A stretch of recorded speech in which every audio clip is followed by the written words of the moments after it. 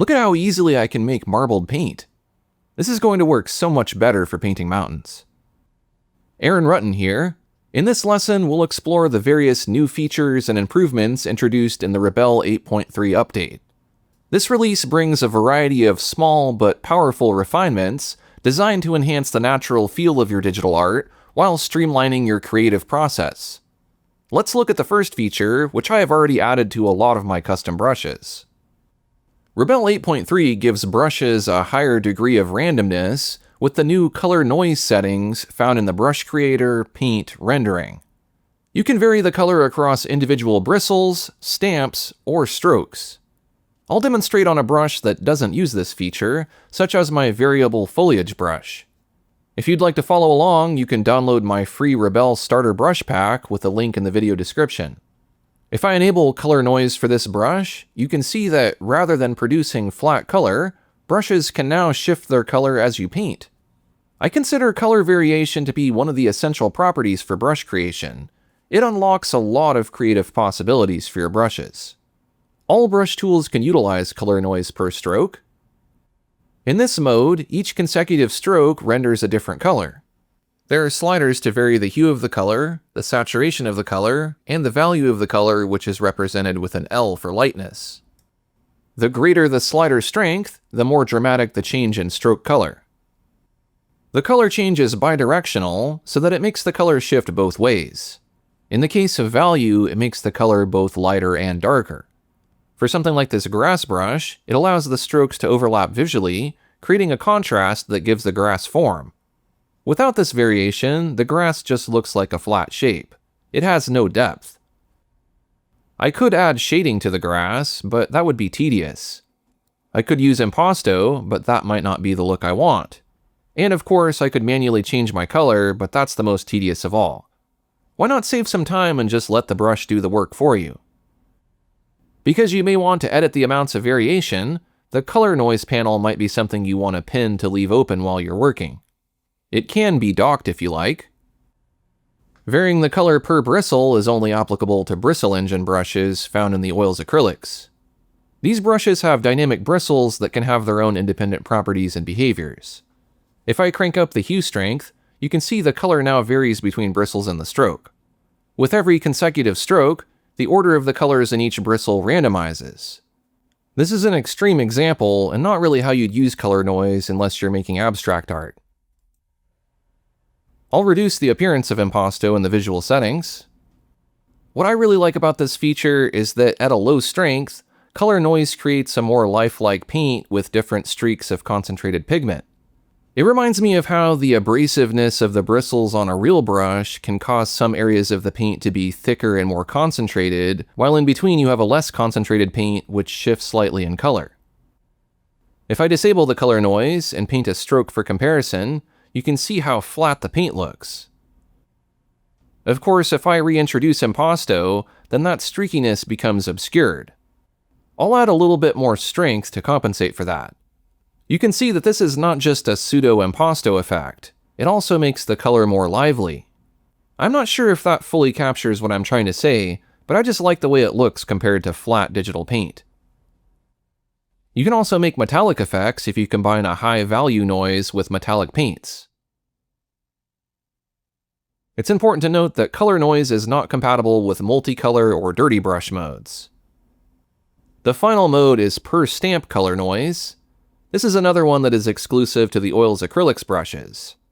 This mode is my favorite. It's another one you can use to subtly give your paint more life. Or you can use higher values to create texture and detail within the stroke. For example, leaf details, rocky textures, flowers with the highlights already on them. This is such a valuable feature, I immediately added it to many of my custom brushes. Next are a couple of more features in Rebelle 3 that can be used for customizing your brushes. The first is found in the stroke properties under spacing. To demonstrate how scatter count works, I'll need a brush that can utilize it properly. We'll take the default Oils Acrylics round soft brush and modify it a bit. I'll remove smudge and increase the spacing until I can see each individual dab. I'll choose a smaller brush size and select a bright green color. I'll paint a straight line stroke for reference. While the standard scatter setting dictates how far stamps stray away from the stroke path, the new scatter count property allows you to customize how many dabs are generated in each segment of the stroke. It is easier to visualize what is happening if the dabs within the stroke have some difference between them, such as color, opacity, or size. Let's add a medium amount of scatter, since at least some is required for this effect. After that, I'll add maximum size jitter. I'll paint a stroke, and you can see that it scatters and varies the dab size. Now if I begin to add scatter count and paint strokes, you can see that rather than a series of single dabs, we now get stacks of multiple dabs in a series. Think of it like a row of pumpkins compared to a row of snowmen. There are lots of creative ways to use this, but at its core, it provides randomness so that strokes do not look repetitive. But it also thickens up and widens strokes, adds texture, and more. Let's take it a step further and see how it looks if we add another random property. Let's add some color noise to the stamps. I'll max out the hue slider and paint a stroke. Now if I make test strokes with varied scatter count, you can see how it adds to the intricacy of the brush. If we add back in smudge, we get a pretty cool effect.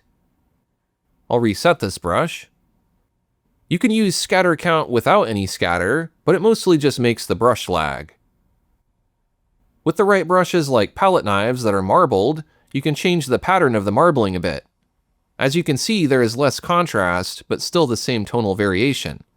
If I increase the spacing and make more comparison strokes with varying scatter count, you can see how it thickens the stroke and makes the patterns more consistent. With this palette knife that smudges, increasing the scatter count makes the paint clump into streaks that smear along the stroke. Random flip is another new brush property. This can be found in the Shape and Grain tab of the Brush Creator. I'll demonstrate with the Oils Acrylics Dabber Fan Brush. I'll increase the spacing so there isn't any overlap. A dab with some asymmetry is required for this property to work. I'll create a stroke as is for reference. Now I'll enable Random Flip X and paint a stroke. You can see how the dab flips vertically. This periodic inversion helps the stroke look less repetitive. However, for this brush, it makes the evergreen foliage work against itself. This brush would be better suited for Random Flip Y. Now the dabs flip horizontally, and it doesn't ruin the impression of the foliage hanging in a single direction. I'll lower the spacing and paint some more foliage. It's subtle, but the stroke looks more random and natural. It might get a little confusing which is X and which is Y, because the dab can be rotated or tilted. In this case, the dab is vertically oriented, but if I were to rotate it, then the XY flipping would be reversed. It's worth mentioning that this brush also uses a secondary dab, which also gets flipped in the process. If you're interested in learning how to use the brush properties to make your own brushes, check out my Rebelle masterclass at aaronrutten.com. This next feature is my second favorite in Rebelle 8.3, and that is the enhancements to the asset panels like brushes, colors, papers, and more. Rebelle 8.3 allows you to multi-select multiple assets and drag and drop them into a new order or grouping. To prevent accidental movements, this function is only activated with a long press or by using Ctrl or Shift plus drag. You can see the thumbnail animates and grows just a bit larger to make it look like it's been picked up. As someone who has a lot of brushes and builds elaborate workspaces, this is a welcome addition. It was very tedious to have to move things one by one. The next new features we will look at are updates to the selection tool. To illustrate how this works, let's start with a simple painting of a sky done with textured impasto. If I wanted to draw a perfectly round sun in the sky, one way to do it is to use a selection.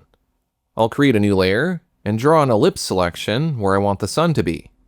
In Rebelle 8.3, I can now simply choose a color from the color picker to instantly fill the selection.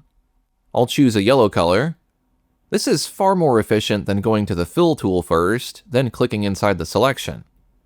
I can also adjust the opacity of the fill as long as the selection remains active. Undoing won't be enough. You need to go back to before you filled the selection, then apply the opacity change. Let's look at the other new options in the selection panel. With that selection of the circle still active, I will create a new layer beneath the circle. I'll name these layers so it's clear what they are. You can press Q to toggle between the selection outline and a mask showing the selected area.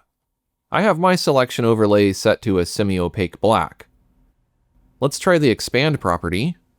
I'll drag to the right, and as you can see, it grows the selection edge outward.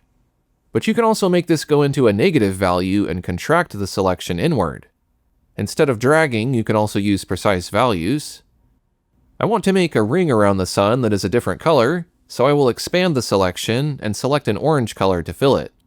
This is a very useful feature for precision illustration, as it allows you to make strokes around shapes. You can build wheels, cross-sections, and other types of concentric designs. Or if you switch to a rectangular selection, you can make frames and borders. It's not as elegant as the edible shape tools in other art applications, but it's a start.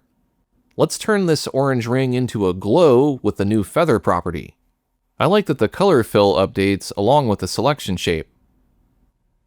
What may stand out to you is that the edges of these shapes are too perfect, and they don't interact with the texture of the impasto on the canvas. Fear not, that's where the last property, roughness, comes in. I'll deselect, merge my sun layers, and move them off to the side. Roughness needs to be able to sense the impasto of the layer, so it won't work on blank pixels. I'll select the sky layer. I'll make a similar circle selection and fill it with a similar yellow color. I'll start by feathering first, since that is required. Then I will add some roughness until I get the edges I want. You may want to zoom in and deselect so you can better see the edge quality.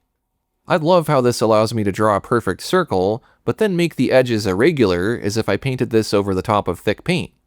Compared to the perfectly sharp edges of the first circle, this looks much more consistent and less artificial.